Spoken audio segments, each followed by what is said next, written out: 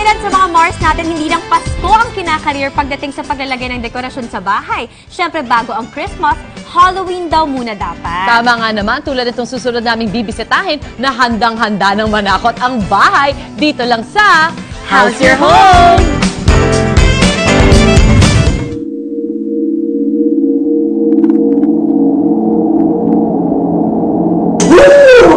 Hi, Marcus and Mars, come in! Tignan mo nga naman ang aking napaka-Halloween na Halloween ng bahay ko ngayon this year. Welcome, ako ay isang African Voodoo Queen. O, diba?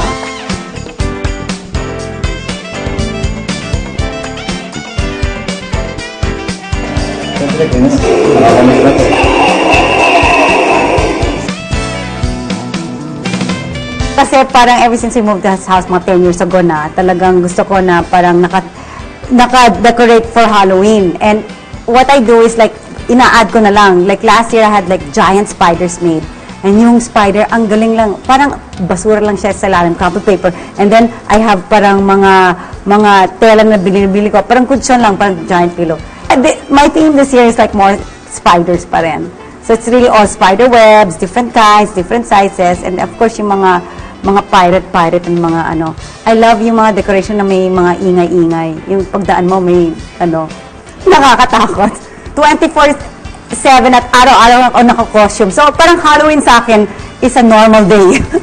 Pero I really have Halloween decoration kasi sa mga anak ko, di ba? Parang, you know, I have a 10-year-old and she's the last kid here in the house. Kaya every Halloween, I super dress up the house na parang ako na talagang lahat na ng mga skulls and all the mga scary stuff, mga may boo and may mga bungon, whatever. Is talagang all out ako mag-decorate sa bahay ko.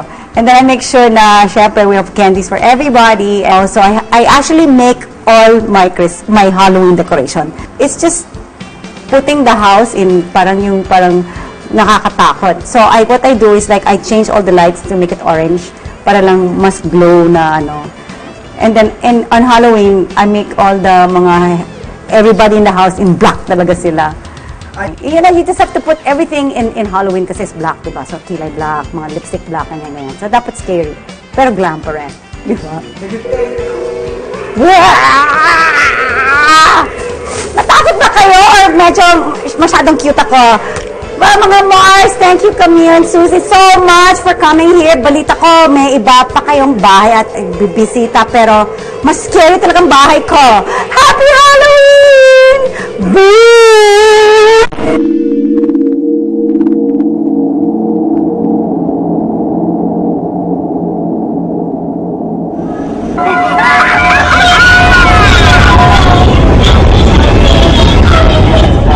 The theme of the house is actually Mexican Mediterranean. Ito talaga yung pangarap ng mga magulang ko simula nung nagsama sila na makabuo ng ganitong klaseng bahay na puno ng kulay katulad ng pagmamahal nila. Sineselebrate kasi namin yung Halloween every year.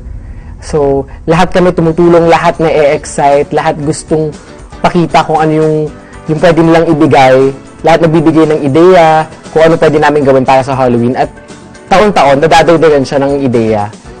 Meron po akong projector sa labas kung saan pinapakita ko po na parang may multong lumalabas doon sa loob, sa isang arko. At dadagdagan ko po yun ng mga smoke machines at mga ilaw para magmukhang katotohanan yung nakikita nilang multo. Every year po kasi dito sa loob ng village, nagiging bukas po yung village para sa lahat ng tao. So marami pong naglalakad, may mga nagdadrive po, may mga nakascooter, at may mga nakakostume, merong mga hindi, na nagtitrick or treat talaga sa iba't ibang bahay dito sa loob ng village. So nagiging tradisyon na rin po siya, hindi lang ng pamilya namin, kundi ng buong komunidad ng Ayala Alabang. Na hindi po kumpleto yung taon kung hindi sila makapunta sa Halloween bash namin. Kasi po, tuwing nagpapa-Halloween party po kami, nagpapakain po kami ng tao, catered po, tapos meron din pong banda, paminsan may Rocky-Yoki po kaming kasama doon. Pinaghahandaan po talaga namin yung Halloween kasi nga para sa amin, isa na rin itong selebrasyon na makita lahat ng mga kaibigan, makagawa ng mga bagong kaibigan, at makilala kung sino pa yung mga nasa komunidad namin.